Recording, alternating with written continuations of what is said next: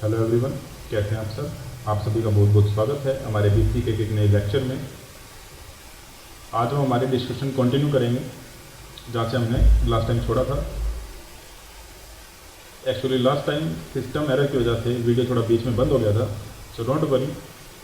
हम पहले पूरा रिवाइज करेंगे, उसके बाद आगे की डिस्कशन को कंटिन्यू करेंगे। ठीक है जी, चलिए आप सभी पेज नंबर 1.16 निकालिए।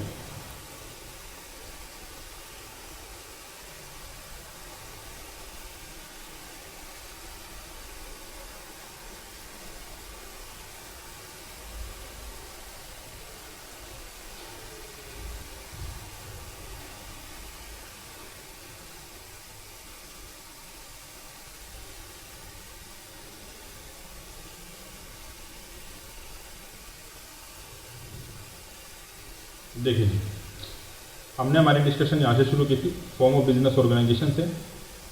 एक रिक्वेस्ट है आपसे कि जहाँ जहाँ भी हमने हाईलाइट कर रखा है, आप भी प्लीज़ अपनी अपनी बुक में उस चीज़ों को नोट करके या अंडरलाइन करके रखें।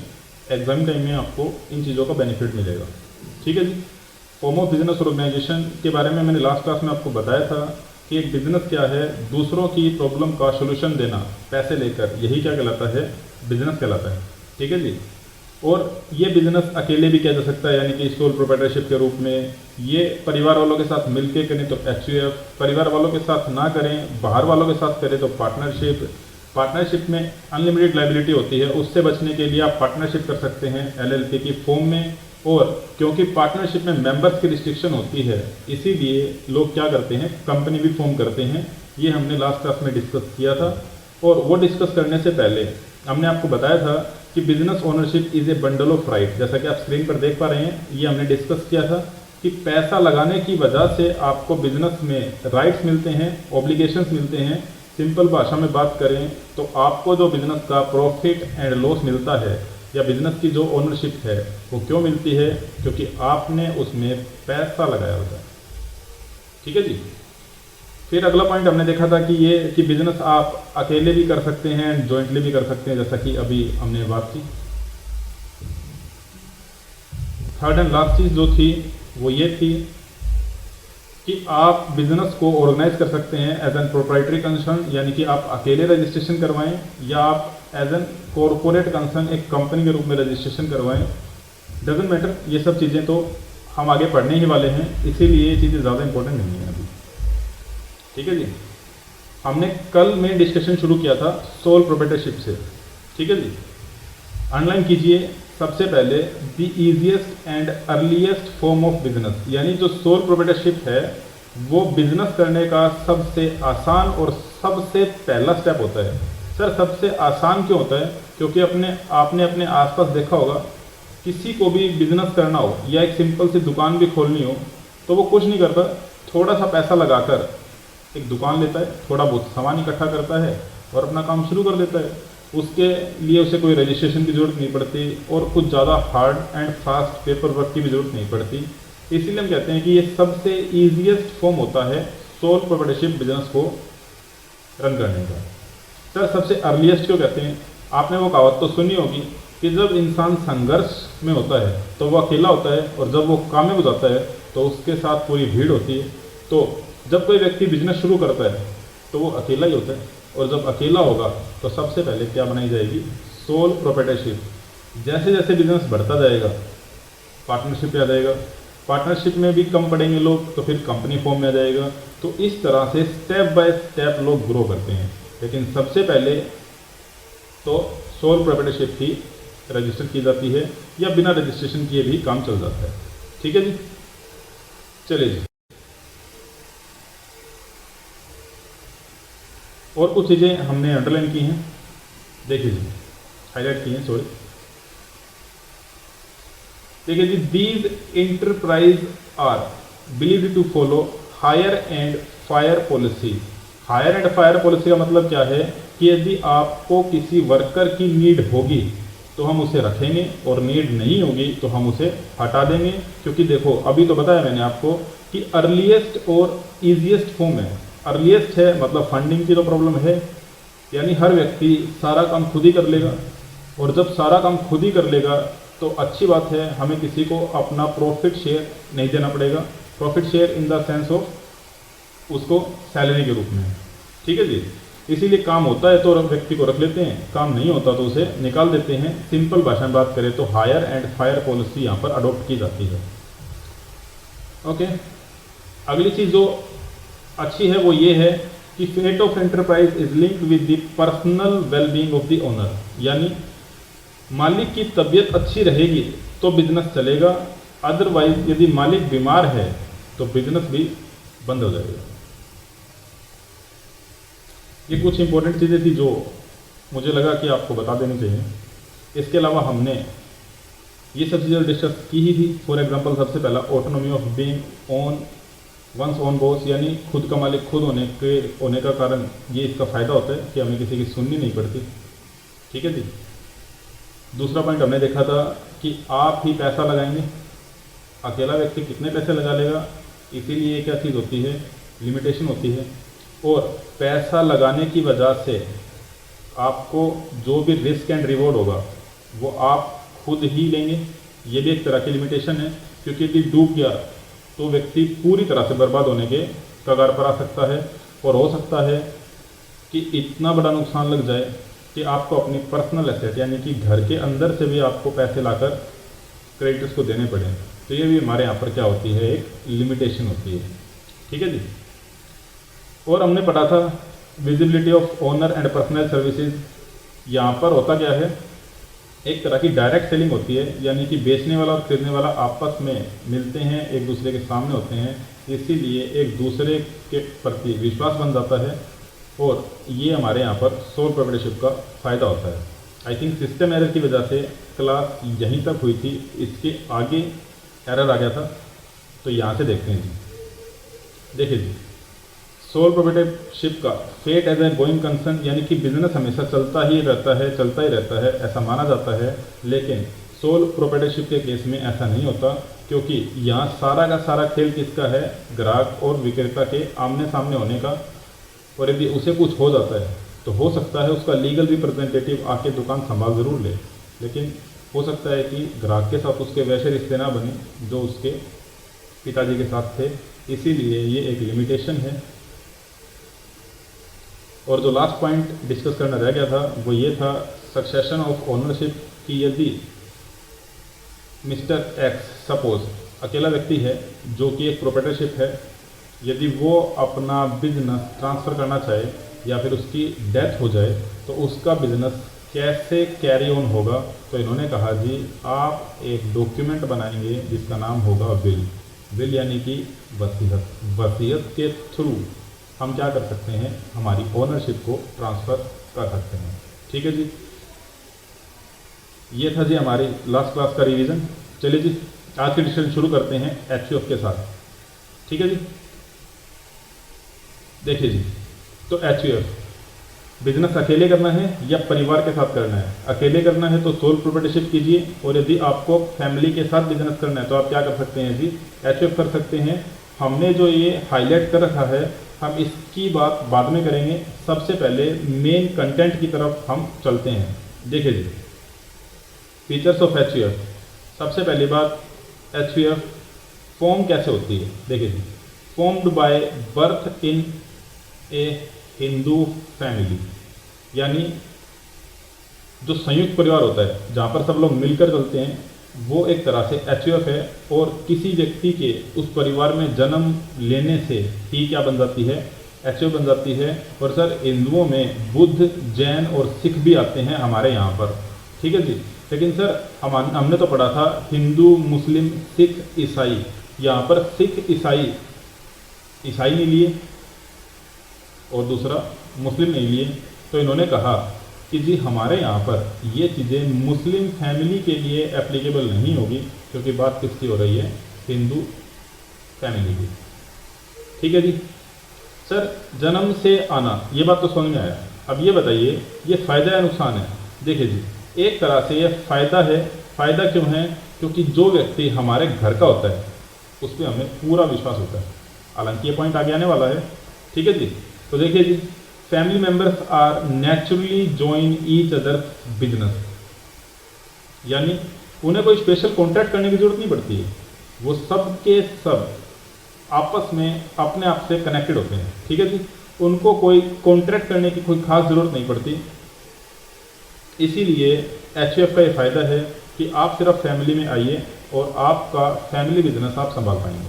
ठीक है जी, हाँ ध्यान रखिएगा, मुस्लिम फैमिली पर ये बातें एप्लीकेबल नहीं होंगी। ठीक है जी, ओके जी। अगला पॉइंट देखिए, फैमिली पूल ऑफ रिसोर्सेज। ध्यान कीजिए, अकेला व्यक्ति जब पैसे लगाता था तो उसके पैसे as compare to many people कम रह जाते थे। यहाँ पर कह रहे हैं कि फैमिली पूल ऑफ रिसोर्सेज, पूरा परिवार पैसे लगाएगा तो जाहिर सी बात है सोल प्रोप्राइटरशिप से तो ज़्यादा ही लगा पाएगा, इसीलिए ये एक मेरिट है। ठीक बात है जी, ओके। पॉइंट नंबर 3 की बात करते हैं। देखिए जी, social capital through family involvement, इस बारे में मैं आपको कुछ बताना चाहूँगा। पहली बात तो आप समझिए कि कैपिटल है क्या। ठीक है जी, हमें लगता है सर कैपिटल का मतलब होता है रुपए पैसे, बिल्कुल सही, वो हमारे यहाँ पर क्या कहलाती है, मॉनेटरी कैपिटल। लेकिन एक चीज़ ध्यान रखिए, पैसे से सब कुछ नहीं होता, कुछ रिश्ते विश्वास चीज़ें होती हैं जिनकी वजह से बिजनेस आगे बढ़ता है। और कभी भी आप नोटिस कर लेना, बिजनेस को डुबाने का कारण सबसे बड़ा यही रहता है कि नौकरों मालिकों में या साझेदारों में आपसी विश्वास की या तो कमी होती है या एक दूसरे को धोखा देने की प्रथा पाई जाती है। ठीक है जी, तो सर एचयूएफ में ऐसा नहीं होता। देखिए जनरली हो क्या रहा है कि एक परिवार के लोग आपस में मिलकर काम कर रहे हैं और आज भी कुछ लोग इतने अच्छे हैं कि वो अपने परिवार के साथ तो बुरा नहीं करेंगे, ऐसा माना जाता है। तो सोशल कैपिटल का मतलब क्या है, ट्रस्ट। ट्रस्ट ये है कि मेरा ही भाई है, मेरी ही बहन है, कम से कम ये मेरे अपने हैं, ये मुझे धोखा नहीं देंगे। ये एचयूएफ का सबसे बड़ा फ़ायदा है, क्योंकि हमारे यहाँ पर ट्रस्ट इशू नहीं आते। ठीक है जी, कुछ लोगों की अलग राय हो सकती है कि सर नहीं, हमें तो परिवार के लोगों पे ज़्यादा डाउट रहता है, बल्कि बाहर वालों के साथ ज़्यादा कंफर्टेबल फील करते हैं। तो वो सबकी अपनी अपनी चॉइस हो सकती है जी। ठीक है, ओके। नेक्स्ट पॉइंट देखते हैं जी, the family members are the automatic co-owners. Sir co-owner यानी कि सब लोग मिलकर काम कर रहे हैं तो सभी लोग मालिक हैं, को ओनर हैं, बिल्कुल सही। लेकिन सर ये ऑटोमेटिक का क्या मतलब है? अभी हमने पॉइंट नंबर 1 में देखा कि आप एचयूएफ का हिस्सा कैसे बन सकते हैं, बाय बर्थ। तो एक बात बताइए, जब आप बाय बर्थ किसी को एचयूएफ में ले रहे हैं तो उसकी ओनरशिप भी तो ऑटोमेटिक आ जाएगी। ठीक है जी, यहाँ पर हमारे यहाँ पर को ओनर्स को को पार्टनर्स भी कहा जाता है। ठीक है जी, सर ये फ़ायदा है नुकसान है? देखिए जी, ये निकम्मे लोगों के लिए तो फ़ायदा है। सर निकम्मे लोगों का क्या मतलब है? निकम्मे लोग मतलब वो लोग जिनके बाप दादाओं ने तो बहुत मेहनत की, लेकिन जब उनकी बारी आई तो उन्होंने क्या किया, कुछ नहीं, अपने बाप दादाओं का इकट्ठा किया हुआ पैसा उड़ा रहे हैं। तो इससे हो क्या रहा है, जो व्यक्ति मेहनत करके आगे आया है उसे तो कुछ नहीं मिल पा रहा है, जबकि एक व्यक्ति सिर्फ एक फैमिली में पैदा होने की वजह से पूरा इंजॉय कर पा रहा है। इसीलिए हम कहते हैं कि ये एक लिमिटेशन है, क्योंकि यहाँ पर बाय बर्थ सब कुछ मिल जाता है, जबकि इज्जत बाय बर्थ नहीं मिलती, इज्जत कमानी पड़ती है। तो ये यहाँ पर एक प्रॉब्लम क्रिएटिंग एरिया है। ठीक है जी, चलिए जी अगला पॉइंट देखते हैं। अगला पॉइंट है decision making is quick. Quick decision making का क्या मतलब है? सर यहाँ पर मैनेजमेंट से रिलेटेड जो डिसीजन है वो बहुत फास्ट होंगे। क्यों होंगे? क्योंकि जबकि एक ही परिवार के लोग काम कर रहे हैं, और जब एक परिवार के लोग काम करते हैं तो वो जनरली अपने घर के हेड की बात मानते हैं। और वैसे भी आपने नोटिस किया होगा, घर के हमारे हेड, फॉर एग्जांपल हमारे पिताजी, उन्होंने जो कह दिया वो फाइनल है, उनसे ऊपर कुछ हो नहीं सकता, चाहे आपको वो अच्छा लगे चाहे वो आपको वो बुरा लगे। तो यहाँ पर भी पिताजी ही बिजनेस के हेड भी हैं, तो जब घर में उनकी चलती है तो बिजनेस में भी उनकी चलेगी। कुल मिलाकर बात यह है कि डिसीजन मेकिंग बड़ी ही तेज़ी से होती है। ठीक है जी, तो ये हमारे यहाँ पर एक फ़ायदा है, क्योंकि आजकल के बिजनेस को चलाने के लिए क्विक डिसीजन मेकिंग की ज़रूरत है। क्योंकि यदि आपने क्विक डिसीजन मेकिंग नहीं की तो जो आपका ग्राहक है वो आपके पास रुकेगा नहीं, वो तो सीधा कहेगा डील करते हो तो बोलो, अदरवाइज मैं दूसरे के पास जाता हूँ। इसीलिए हमें क्विक रिस्पॉन्स की ज़रूरत पड़ती है, जो कि एचयूएफ के केस में बहुत जल्दी से हो जाता है। देखिए जी, अगला पॉइंट है अनलिमिटेड लायबिलिटी ऑफ कर्ता। Sir unlimited liability of HUF नहीं होगी क्या? मैंने कहा नहीं, अनलिमिटेड लाइबिलिटी सिर्फ किसकी रहेगी? कर्ता की रहेगी, यानी फैमिली के हेड की रहेगी।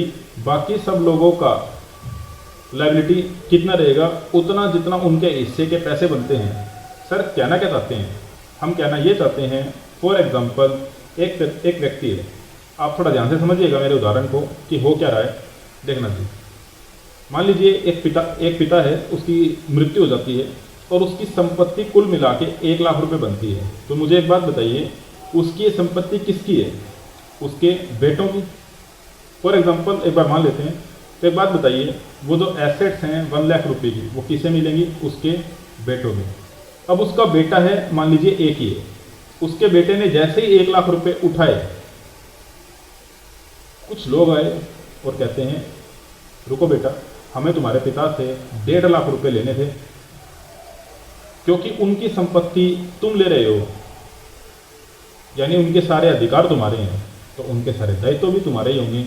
यानी अब जो 1.5 लाख रुपए हमें तुमसे लेने थे, हमें जो तुम्हारे पिता से लेने थे, अब वो कौन देगा?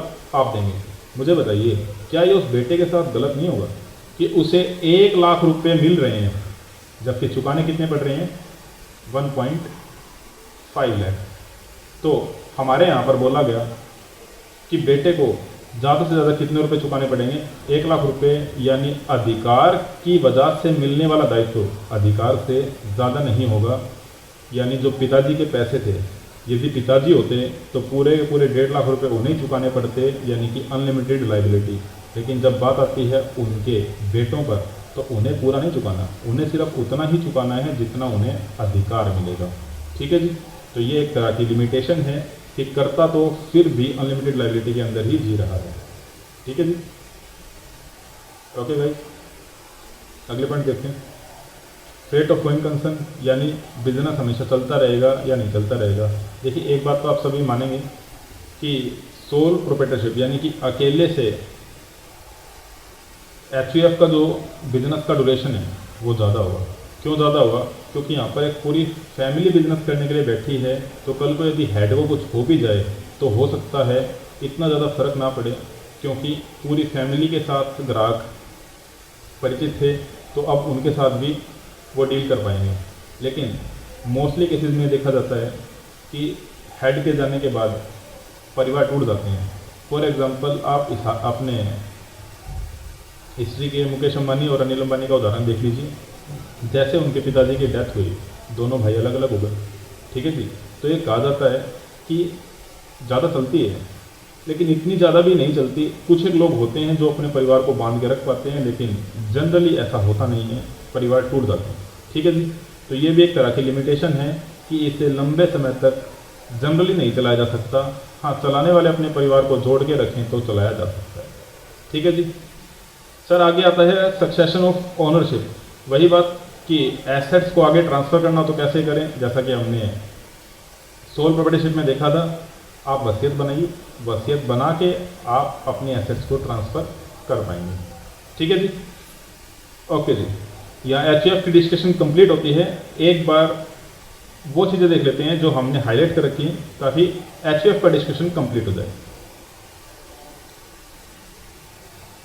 देखिए जी, एंटिटी फॉर्म्ड ऑटोमेटिकली, ये अपने आप बन जाती है। ये पॉइंट कवर हो चुका क्योंकि बाय बर्थ आता है। ठीक है जी। अगला पॉइंट देखिए, ये ऑटोमेटिकली फॉर्म कैसे होती है? By member of common ancestry including their wives and daughter. हमने पॉइंट भी डिस्कस कर लिया कि एक ही पूर्वज के वंशज ही एचयूएफ के फैमिली में बिजनेस में आ सकते हैं। ठीक है जी। ओके जी। अगला पॉइंट देखिए, a joint Hindu family in India in fact by default a HUF. हमने आपको बताया कि जो संयुक्त परिवार है, जो लोग साथ में रहते हैं, वो अपने आप में क्या है? उदाहरण है एचयूएफ बिजनेस का। ठीक बात है जी। और ये हमारा एक पॉइंट है, HUF can not earn salary. इसकी डिटेल डिस्कशन का अभी सही समय नहीं आया है, क्योंकि ये पॉइंट आपको आईपीसीसी के अंदर समझाया जाएगा बहुत अच्छे तरीके से, जहाँ पर हम इनकम टैक्स के बारे में बहुत डिटेल में नॉलेज लेने जाएंगे। इसके बारे में हम बिजनेस लॉ के अंदर डिस्कस करेंगे कि ये इनकम फ्रॉम सैलरी का क्या चक्कर है। ठीक है जी। तो एक बार फिलहाल इसे आप इग्नोर करें।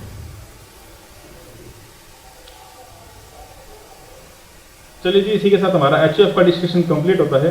हम आते हैं हमारे नेक्स्ट पॉइंट पर, जो कि है पार्टनरशिप। मुझे तो ये पार्टनरशिप का मतलब क्या है?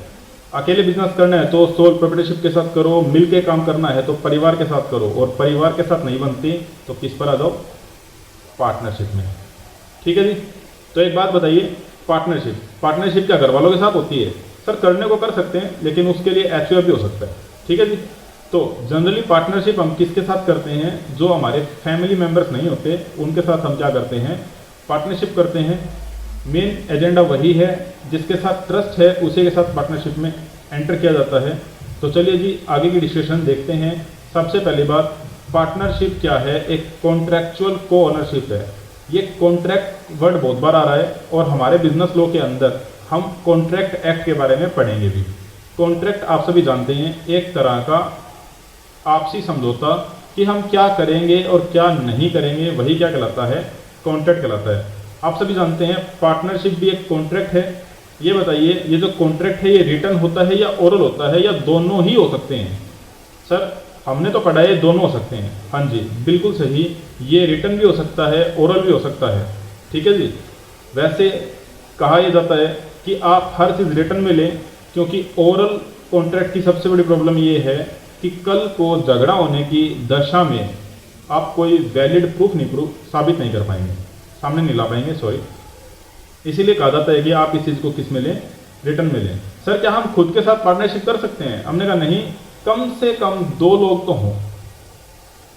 ज़्यादा से ज़्यादा कितने होंगे आप सभी जानते हैं, और अभी हम बताएंगे भी। ठीक है जी। तो सबसे पहले डिस्कस शुरू करते हैं पार्टनरशिप की फीचर्स के साथ। देखिए जी, फीचर नंबर 1, एग्रीमेंट। यानी हमारे यहाँ पर एक एग्रीमेंट है, ये एक फायदा है। सर फायदा क्या है? देखना जी, द एग्रीमेंट मेक पॉसिबल को ownership of A business. Agreement से कोनरशिप बनती है। सर HUF में तो कोनरशिप बनती है, बिल्कुल सही, लेकिन इस एग्रीमेंट से एक बहुत अच्छी चीज समझ में आती है, वो ये है, by person who do not share a common ancestry of a family. यानी आप को ओनरशिप बना सकते हैं उन लोगों के साथ जो आपके परिवार के लोग नहीं। समझ रहे हैं जी? क्योंकि यदि परिवार के लोगों के साथ ओनरशिप बनानी है तो उसे बनाने की जरूरत ही क्या है? वो तो एक फैमिली में पैदा होने की वजह से ओनर हैं। लेकिन हम यदि बाहर वालों के साथ ओनरशिप करना चाहते हैं तो हमें एक एग्रीमेंट करना पड़ेगा। ठीक है जी। देखिए जी, अगला पॉइंट,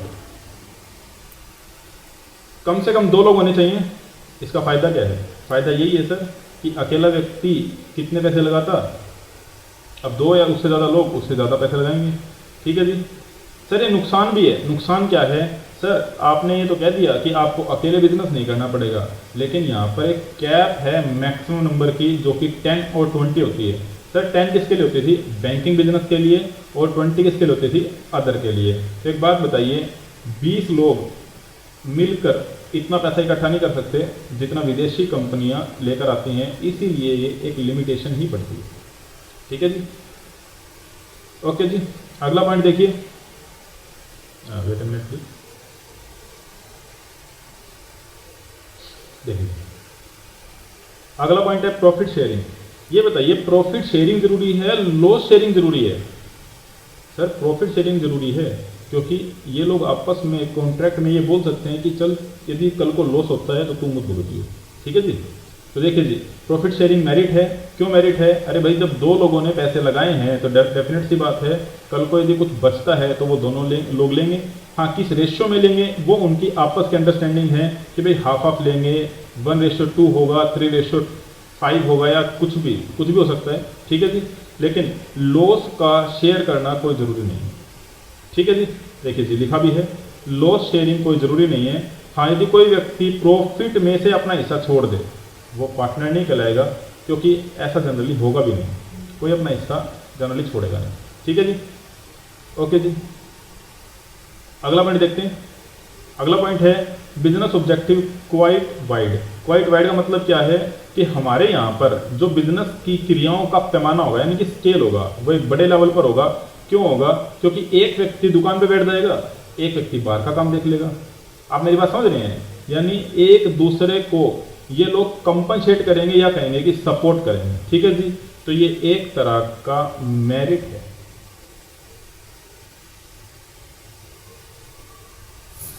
ओके जी, अगली चीज़ देखते हैं।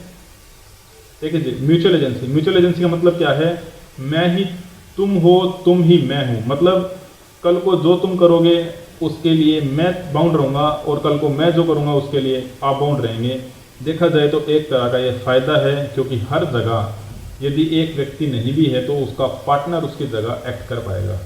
और एक लिमिटेशन ये भी है कि आप नहीं हो और आपके पार्टनर को मस्ती सूझी और उसने मस्ती में कुछ गलत काम कर दिया तो उसके चक्कर में आप भी दोषी पाए जाएंगे। तो ये फ़ायदा भी है, ये लिमिटेशन भी है। ठीक है जी। देखिए जी, अगला पॉइंट है अनलिमिटेड लायबिलिटी।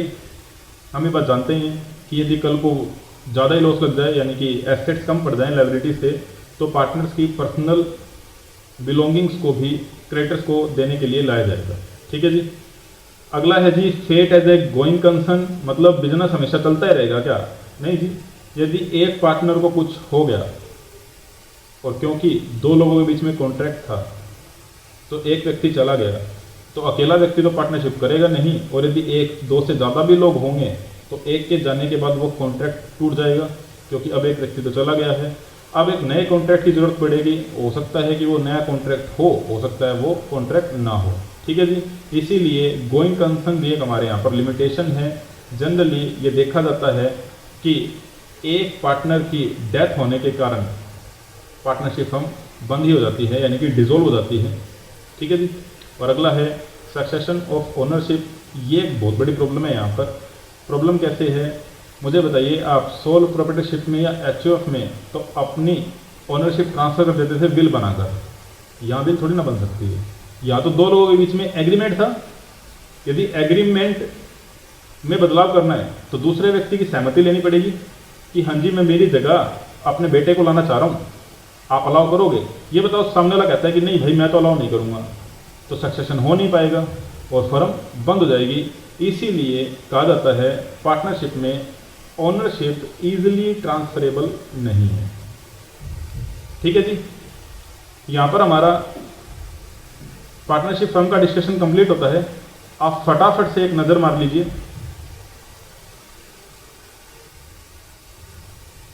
एंड प्लीज़ मैंने आपको अपना नंबर दे रखा है। इन केस एनी डाउट हो तो आप मुझे कांटेक्ट कीजिए ओनली व्हाट्सएप के थ्रू। आपको मुझे फीडबैक देना है तो प्लीज़ शेयर कीजिए व्हाट्सएप के through. It will be highly appreciated.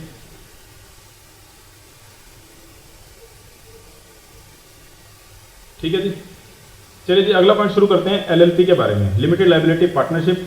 अब देखिए जी, ये भी एक तरह की पार्टनरशिप ही है, लेकिन नाम ही सजेस्ट करता है कि इसके अंदर लायबिलिटी क्या रहने वाली है? लिमिटेड रहने वाली है।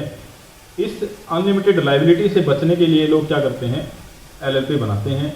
ज़्यादा कुछ नहीं है, बस एक बात ध्यान रखना है, ये पार्टनरशिप ही लेकिन एनास फॉर्म में। और ध्यान रखना जब भी कोई नई चीज़ आती है तो उसके फ़ायदे भी होते हैं, उसके कुछ ड्रॉबैक्स भी होते हैं। एक फटाफट से जनरल डिस्कशन शुरू करते हैं। देखिए जी, सबसे पहला पॉइंट है मैंडेटरी इनकॉर्पोरेटेड या registered under the limited liability partnership act. सबसे बड़ी जो चीज़ वो ये है कि पार्टनरशिप जो नॉर्मल होती है आप उसे रजिस्टर ना करें, यानी कि कॉन्ट्रैक्ट रिटर्न में हो ना हो, आपने रजिस्टर किया हो ना किया हो कोई फ़र्क नहीं पड़ता। लेकिन जब आप एलएलपी बनाने जाएंगे तो आपको मैंडेटरीली इसको रजिस्टर करना पड़ेगा। ठीक है जी।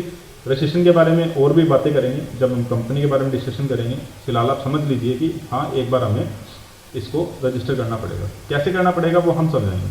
ठीक है जी। चलिए जी देखते हैं। इंस्टीट्यूट ने हमें एक टेबल प्रोवाइड की है जिसके अंदर एलएलपी को कंपेयर किया गया है ट्रेडिशनल पार्टनरशिप के साथ। ठीक है जी। ये जो फीचर्स है ये एलएलपी के बारे में है, ये हमारे यहाँ पर ट्रेडिशनल पार्टनरशिप के बारे में है, और यहाँ पर ये रिजल्ट बता रहे हैं कि ये फ़ायदा है या नुकसान है। ठीक है जी। चलिए जी शुरू करते हैं। देखना जी,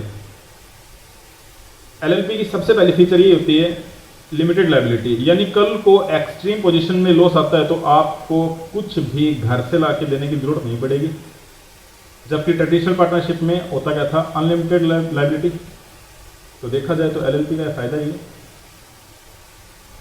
कल को मेजर नुकसान लगता है तो एटलीस्ट आपकी पर्सनल चीज़ें तो सेफ है। ठीक है जी, ओके जी। अगला पॉइंट देखते हैं, इनकॉर्पोरेशन इज मैंडेटरी। इनकॉर्पोरेशन का मतलब होता है रजिस्ट्रेशन। लिखना चाहें तो लिख के रखें, इनकॉर्पोरेशन का मतलब होता है रजिस्ट्रेशन। सर एलएलपी का रजिस्ट्रेशन करना मैंडेटरी है। मैंडेटरी मतलब नेसेसरी, इसके बिना बात नहीं बनेगी। क्या ट्रेडिशनल पार्टनरशिप में मैंडेटरी था? नहीं जी, मैंडेटरी नहीं है। करना चाहें अच्छी बात है, नहीं करना चाहें और अच्छी बात है। ठीक है जी, तो ये फायदा है नुकसान है। ये एक फायदा है। फायदा क्यों है? क्योंकि ये सब डाटा रजिस्टर होगा। ठीक है जी, और जब आप डाटा रजिस्टर करते हो सरकार के साथ तो लोगों का आपके ऊपर फेथ बनता है, और कल को कुछ भी दिक्कत आती है तो आप कानूनी सहायता भी ले सकते हैं, और वो भी बड़ी ईजिली। ठीक है जी, ओके जी। LLP it is a legal entity separate from its partner. मतलब क्या है, पार्टनर अलग माने जाते हैं और एलएलपी अलग मानी जाती है। ये विशेषता कंपनी के जैसा है। कंपनी भी तो ऐसा होता है, याद कीजिए, कंपनी का अस्तित्व उसके मालिकों से अलग माना जाता है। तो ये मैं कंपनी के साथ ही पॉइंट कवर अप करूंगा, अभी यहाँ नहीं कवर कर रहा। ध्यान रखिएगा, एलएलपी और कंपनी में ज़्यादा फर्क नहीं है। जबकि ट्रेडिशनल कंपनी में नोट ए लीगल एंटिटी मानी जाती है, मतलब कि ये पार्टनर भी फर्म है और फर्म ही पार्टनर है। तो ये एक तरह का मेरिट है। कैसे है वो कंपनी में हम समझेंगे, फिलहाल आप इस पॉइंट को पेंडिंग रखकर चलें। ठीक है जी, जो आज की क्लास में हम कंप्लीट करेंगे। ओके, अगला पॉइंट देखिए जी, एलएलपी के अंदर मिनिमम 2 लोग होंगे और मैक्सिमम पर कोई लिमिट नहीं होगी। मुझे बताइए, नॉर्मल पार्टनरशिप में यही तो प्रॉब्लम थी कि मिनिमम 2 तो थे, मैक्सिमम 20 या 10 ही हो सकते थे। जबकि एलएलपी में ऐसा कुछ नहीं है, आप जितने चाहें उतने पार्टनर रख सकते हैं। तो बताइए ये क्या हुआ हमारा फायदा, कि जितने चाहें उतने लोग रख सकते हैं। ठीक है जी, अगला पॉइंट देखिए, आरओसी। आरओसी का मतलब है registrar of company. I repeating again, registrar of company. लिखकर रखें ये नाम भी। हालांकि बिजनेस लॉ के अंदर कंपनी एक्ट की कुछ चीज़ें हमारे पास हैं, वहाँ पर एक शब्द आने वाला है, सो चिंता ना कीजिए। आरओसी एक एडमिनिस्ट्रेटिंग अथॉरिटी है। एडमिनिस्ट्रेटिंग अथॉरिटी का मतलब ये होता है कि कोई आपका ध्यान रखेगा आपकी गतिविधियों पर। ठीक है जी, ये भी हम किसके साथ डिस्कस करेंगे, कंपनी के साथ। तो एक बार मैं इसे यहाँ पर स्किप कर रहा हूँ। ठीक है जी, आगे जी, स्टैट्यूटरी कंप्लायंस। स्टैट्यूटरी कंप्लायंस का मतलब होता है कि आपके ऊपर जो अथॉरिटी है वो कौन सी है, आरओसी। क्या आपको उसे कुछ रिपोर्ट देनी है, आप यहाँ पर लिख के रखें रिपोर्टिंग। ठीक है जी, कि आपको क्या रिपोर्ट देनी पड़ेगी। हमने कहा एलएलपी के अंदर आपको रिपोर्ट देनी पड़ेगी, क्योंकि आपके ऊपर एक अथॉरिटी बैठी है जो कि आपके एक्शंस को गवर्न करेगी। कंपनी के अंदर बातें करेंगे इसके बारे में।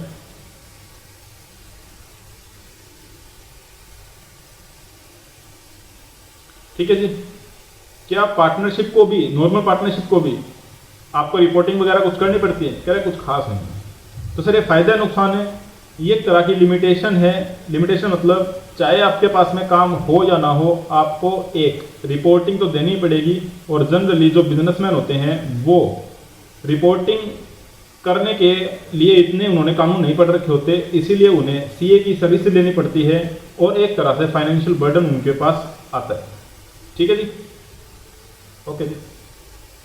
और ये आखिरी चीज है, कह रहे every partner of LLP is only agent of firm. याद कीजिए, ऊपर पॉइंट में हमने पढ़ा था कि ये एलएलपी हमारी पार्टनर से अलग अलग मानी जाती है, इसीलिए सिर्फ ये एजेंट है, मालिक नहीं है। ठीक है जी, और हमारे यहाँ पर जो पुरानी पार्टनरशिप होती थी उसमें क्या होता है, every partner of firm is an agent of firm और ऑल्सो ऑफ अदर पार्टनर। यानी आपस में सब एक दूसरे के साथ मिले हुए हैं, जबकि यहाँ पर ऐसा कुछ नहीं होगा। ये अभी आएगा, कंपनी हमारा नेक्स्ट टॉपिक ही है, सारी की सारी बातें क्लियर होंगी। ये मेरिट है, नुकसान है, फायदा है, क्या है, ये सब बातें अभी देखते हैं। पहले एक बार कंपनी को कवर करते हैं, उसके बाद हम दोबारा से एक बार एलएलपी पर आएंगे। ठीक है जी, सही, चलिए जी देखते हैं जी। तो सबसे पहले शुरू करते हैं कंपनी। कंपनी है क्या? मुझे एक बात बताइए, कंपनी भी एक बिजनेस का फॉर्म ही है जो इसलिए बनाया जाता है ताकि 2 चीज़ों से बचा जा सके। पहली बात तो ये कि अनलिमिटेड लायबिलिटी से बचा जा सके, और दूसरा मेंबर्स की जो लिमिट है, यानी कि जो पार्टनरशिप के केस में होता है 10 या 20, उससे ओवरकम किया जा सके, इसीलिए कंपनी बनाई जाती है। यानी कंपनी बनाने के दो मेजर फायदे होते हैं। वो ये होता है कि एक तो मेंबर्स बहुत सारे किए जा सकते हैं, जिससे पैसा उठाने में बहुत आसानी होती है, ठीक है जी। और दूसरा ये फायदा है कि हमारे यहाँ पर, वेट अ मिनट,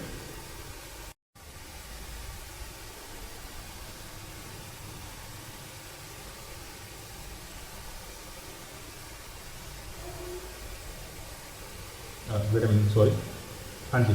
तो पहला फायदा क्या था जी, मेंबर्स कितने भी मर्जी कीजिए, और दूसरा अनलिमिटेड लायबिलिटी नहीं होगी, यानी जितना पैसा आपने लगाया बस उतना ही रहेगा, उससे ज़्यादा आपका पैसा डूबेगा नहीं, कल को कंपनी चाहे डूब जाए, ठीक है जी। तो देखिए जी, ये जो हाईलाइट कर रखा है, एक बार इन्हें हम बाद में देखेंगे, पहले मेन फीचर्स पर आते हैं।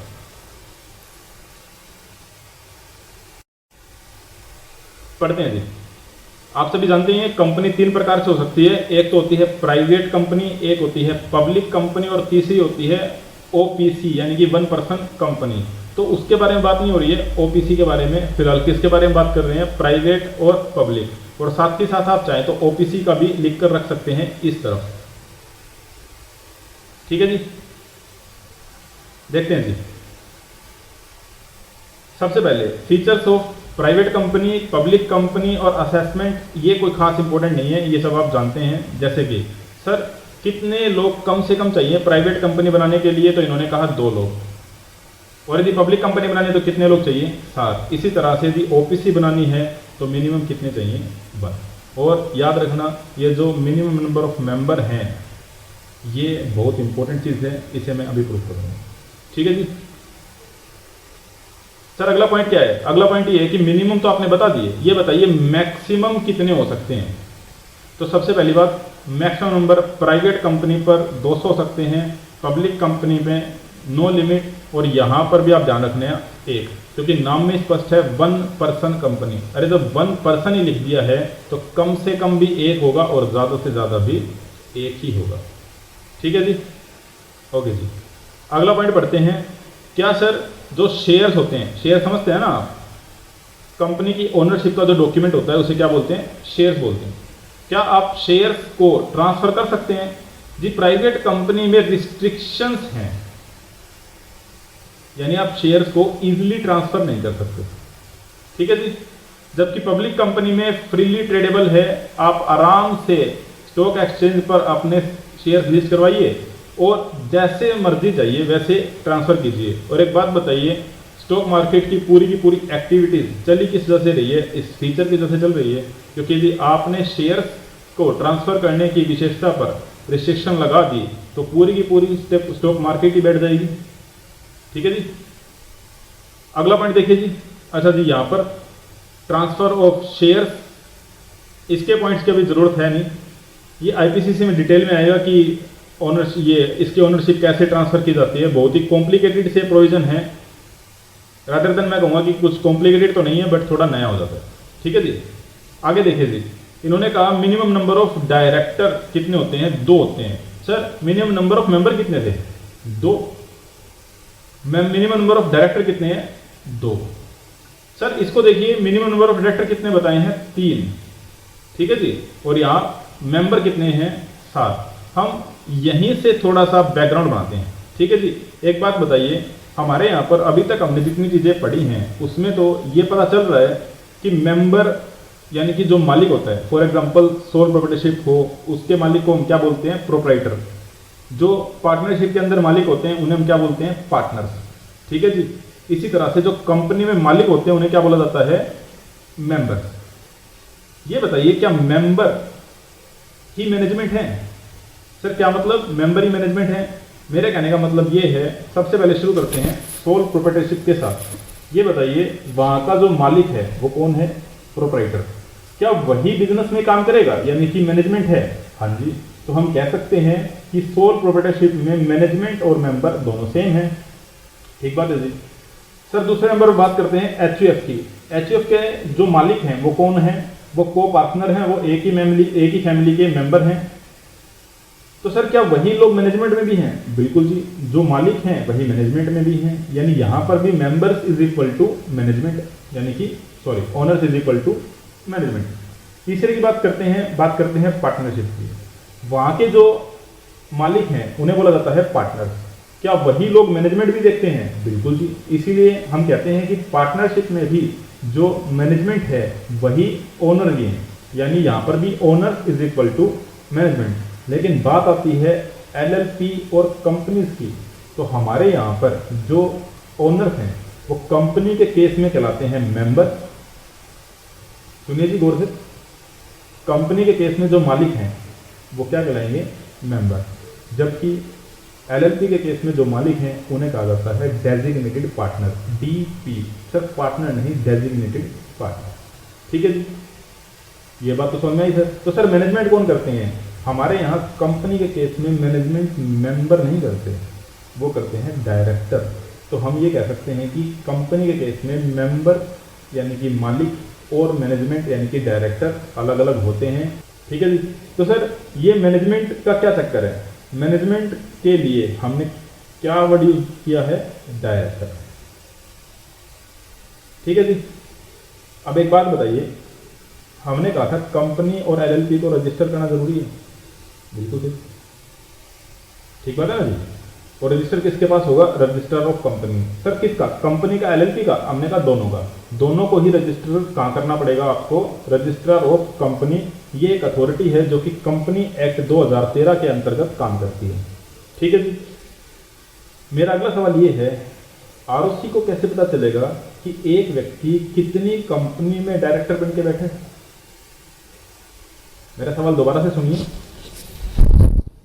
हम एक कंपनी रजिस्टर करने गए XYZ के नाम से।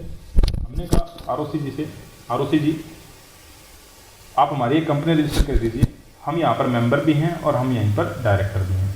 आरओसी ने कहा ठीक है कर लीजिए। आरओसी ने आपको आपकी कंपनी रजिस्टर करके दे दी।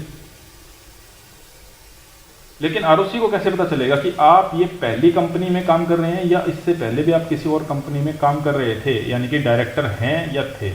तो याद कीजिए, हमारे यहाँ एक कंसेप्ट है जनरली जो आप देखते भी होंगे, pan number. Sir pan number क्या? पैन नंबर मतलब ये कि आपको यदि आइडेंटिफाई करना हो तो इनकम टैक्स वालों ने कार्ड इशू कर रखा है पैन नंबर 10 नंबर का डिजिट, कि भाई हो सकता है कि आपके नेम फॉर एक जैसे हो, फॉर एग्जाम्पल रोहित गर्ग। इस नाम के बहुत से लोग मिल जाएंगे, लेकिन रोहित गर्ग को जो पैन नंबर अलॉट हुआ है वो दूसरे रोहित गर्ग को अलॉट नहीं होगा। इसीलिए एक यूनिक नंबर इशू किया जाता है सरकारी अथॉरिटी के द्वारा जो आइडेंटिफिकेशन का काम करता है। इसी तरह से आरओसी ने भी डायरेक्टर्स को आइडेंटिफाई करने के लिए एक स्पेशल नंबर दे रखा है जिसका नाम है DIN, DIN। फुल फॉर्म में इसको कहते हैं डायरेक्टर आइडेंटिफिकेशन नंबर, यानी कोई व्यक्ति कितनी कंपनियों में डायरेक्टर बना है ये सब पता लगेगा किसकी सहायता से? DIN नंबर की सहायता से। यानी बिना DIN नंबर के कोई भी व्यक्ति एक कंपनी में डायरेक्टर नहीं बनेगा। ठीक है जी। तो सर क्या ऐसा ही कुछ हमारे यहाँ पर एलएलपी के लिए भी होगा? बिल्कुल जी, क्योंकि हमारे यहाँ पर एलएलपी को भी गवर्न कौन करता है? आरओसी। इसीलिए एलएलपी के जो पार्टनर्स हैं उनको भी एक नंबर मिलता है जिसका नाम होता है DIN।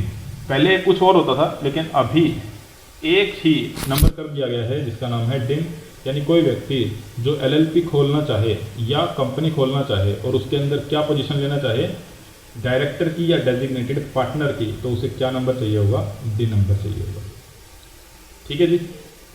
चलिए अगला पॉइंट देखते हैं। Private companies are exempted for constituting such committees like board of director as audit committee, CSR committee, stakeholder committee, nomination and remuneration committee. Sir कुछ भी सुनने नहीं आया, बहुत सारी कमेटी के नाम बता दिए, लेकिन एक मेन चीज़ ध्यान रखना, इन्होंने कहा ये सब हैं एग्जेम्प्ट। एग्जेम्प्ट मतलब इन्हें ये सब करने की ज़रूरत नहीं है और पब्लिक कंपनी को ये सब बनाना ज़रूरी है। आप एक तरह से ऐसा मान के चलिए कि आपको कुछ खास तरह के डिसीजन लेने के लिए खाली डायरेक्टर पर निर्भर नहीं रहना है, उस खास तरह के डायरेक्ट डिसीजन के लिए हम एक स्पेशल लोगों का ग्रुप बनाते हैं जो कि डायरेक्टर के अंदर से ही होता है।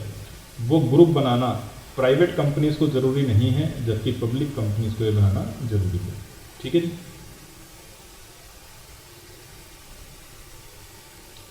लास्ट पॉइंट है जी, देखिए सर बिजनेस कब शुरू कर सकते हैं?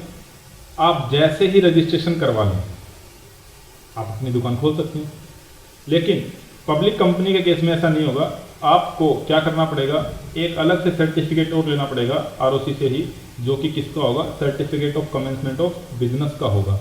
आपको यहाँ पर एक सर्टिफिकेट लेना है, रजिस्ट्रेशन सर्टिफिकेट, जिसको हम क्या बोलते हैं, सर्टिफिकेट ऑफ इनकॉर्पोरेशन। आप बिजनेस शुरू कर पाएंगे। जबकि पब्लिक कंपनी के केस में क्या होगा, आपको सर्टिफिकेट ऑफ इनकॉर्पोरेशन यानी कि रजिस्ट्रेशन सर्टिफिकेट के साथ साथ आपको एक सर्टिफिकेट लेना होगा बिजनेस शुरू करने का भी, तभी आप बिजनेस शुरू कर पाएंगे। ठीक है जी। तो ये हमारे यहाँ पर कंपनी फॉर्म की डिस्कशन थी, एक बार देख लीजिए दोबारा से, फिर हम चलते हैं हमारे एलएलपी की तरफ बची हुई चीज़ों को पूरा करने के लिए।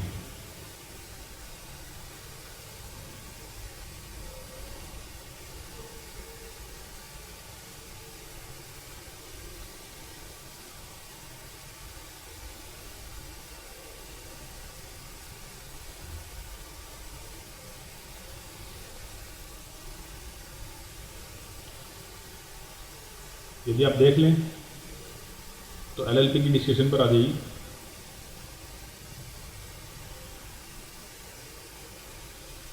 ये जो हाईलाइटेड एरिया है मैं इसे अभी डिस्कस करूंगा। पहले एलएलपी को कंप्लीट कर लेते हैं।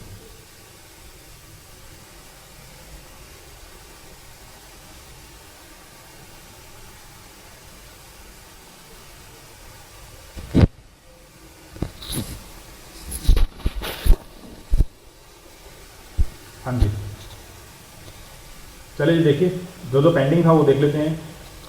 सेपरेट लीगल एंटिटी का मतलब क्या है कि आपने अलग से रजिस्ट्रेशन करवा लिया है, तो अब कानून की नज़रों में एलएलपी अलग है, क्योंकि आपने रजिस्ट्रेशन कहाँ पर करवाया है, आरओसी के पास में।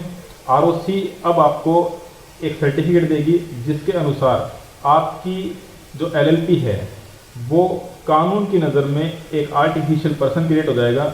यानी कल को कुछ भी लीगल ऑब्लिगेशन होते हैं तो वो एलएलपी के नाम से होंगे, ना कि पार्टनर्स के नाम से। ठीक है जी। अच्छा जी, अब मेरे हिसाब से आपको आरओसी समझ में आ गया होगा, और साथ के साथ यहाँ पर डिन नंबर का कंसेप्ट भी आपको समझ में आ गया होगा।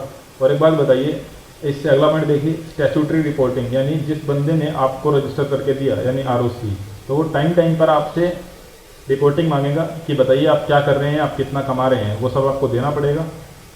ठीक है जी। और जिन्होंने रजिस्ट्रेशन किया ही नहीं है यानी कि नॉर्मल पार्टनरशिप में, तो उन्हें ऐसा कुछ डॉक्यूमेंट देने की ज़रूरत नहीं है। हालांकि इसके अलावा बहुत से डॉक्यूमेंट होते हैं जो सभी को देने पड़ते हैं, इसीलिए यहाँ पर इन्होंने नील ना लिख कर लिखा है, नॉट मैनी, कि हाँ ठीक है डॉक्यूमेंट देने पड़ेंगे लेकिन उतने नहीं देने पड़ेंगे जितने आपको एलएलपी को देने हैं। ठीक है जी। और जो आखिरी पॉइंट है वो है इज ओनली एजेंट। एजेंट का मतलब क्या है कि हम सिर्फ फर्म के लिए काम कर रहे हैं, हम दूसरे पार्टनर्स के लिए काम नहीं कर रहे। यानी हमारा जो एक्ट होगा वो किस पर बाइंडिंग होगा, एलएलपी पर, यानी हम सिर्फ एजेंट हैं। जबकि नॉर्मल पार्टनरशिप में याद कीजिए अभी हमने पढ़ा था कि हम फर्म के भी एजेंट हैं और पार्टनर के भी, यानी हमने जो काम किया उससे फर्म के ऊपर इस पर इफेक्ट आएगा ही आएगा। यदि हमने कोई काम किया तो उससे दूसरे पार्टनर पर भी इफेक्ट आएगा, क्योंकि यहाँ पर अनलिमिटेड लायबिलिटी का कॉन्सेप्ट आता है। ठीक बात है जी। इसी के साथ हमारा एलएलपी का डिस्कशन या मेजर पॉइंट्स कंप्लीट हो जाते हैं। अब कंपनी से रिलेटेड एक दो बातें ही हैं जो हम एक बार डिस्कस कर लेते हैं। देखिए जी, हमने कुछ चीज़ें हाईलाइट कर रखी हैं, बस वो समझिए। देखिए सबसे पहले हमने आपको बताया कंपनी है, 1% कंपनी होती है, पब्लिक होती है, प्राइवेट होती है। सर ये तीनों कंपनियों के अंदर एक फॉर्म हो सकती है जिसको बोल सकते हैं डोरमेंट कंपनी। डोरमेंट कंपनी का मतलब क्या है कि जो व्यक्ति काम कर रहा है कंपनी की फॉर्म में, उसकी कंपनी तो क्या है, एक्टिव कंपनी यानी कि नॉर्मल कंपनी। लेकिन होता क्या है, कभी कभी हम कंपनी रजिस्टर करके रख देते हैं, हम उसके साथ कोई अकाउंटिंग ट्रांजैक्शन नहीं करते, तो ऐसी कंपनी नॉर्मल तो नहीं है, क्योंकि नॉर्मल कंपनी तो क्या कौन सी होगी, जो एक्टिव होगी बिजनेस में। लेकिन ये जो रजिस्टर करके कंपनी रखी हुई है, ये या तो हो सकती है 1% कंपनी हो, या हो सकती है प्राइवेट कंपनी हो, या हो सकती है पब्लिक कंपनी हो।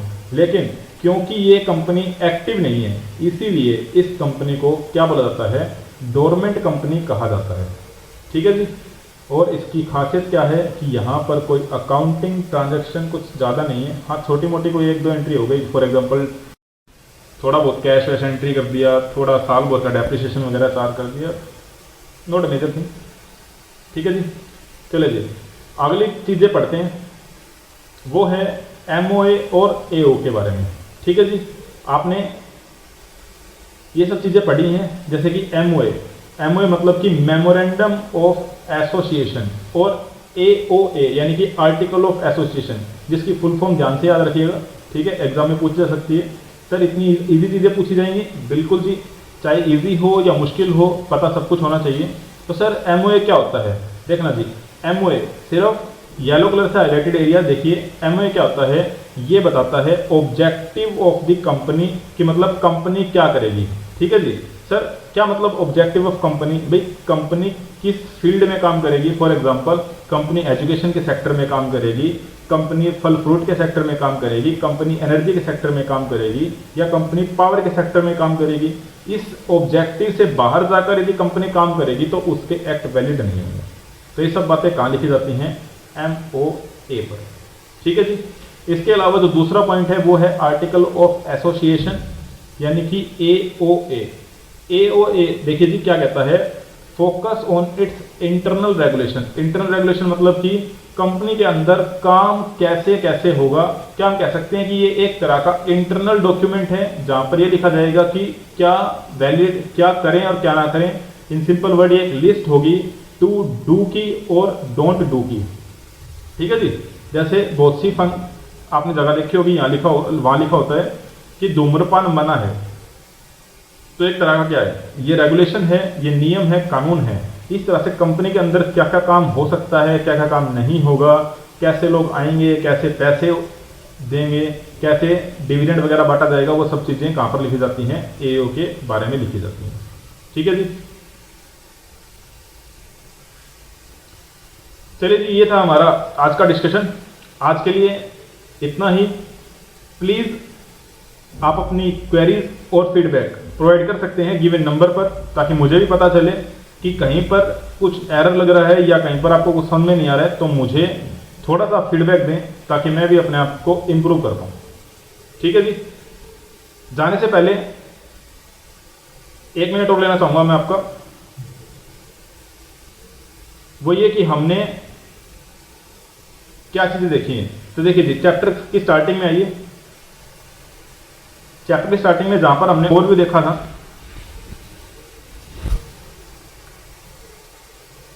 हमारे यहां पर ये चार्ट है। हमने हमारे चार्ट का एक हिस्सा कवर कर लिया है, जो कि है फॉर्म ऑफ बिजनेस ऑर्गेनाइजेशन। मैं चाहूंगा कि आप इस एरिया को अच्छी तरह से पढ़ें, और कोई भी डाउट आता है तो आप मुझे उससे पूछ सकते हैं व्हाट्सएप के थ्रू। हम अगली क्लास में शुरू करेंगे ह्यूमन एक्टिविटीज के साथ। ठीक है जी। इसी के साथ चलिए जी, आज के लिए इतना ही।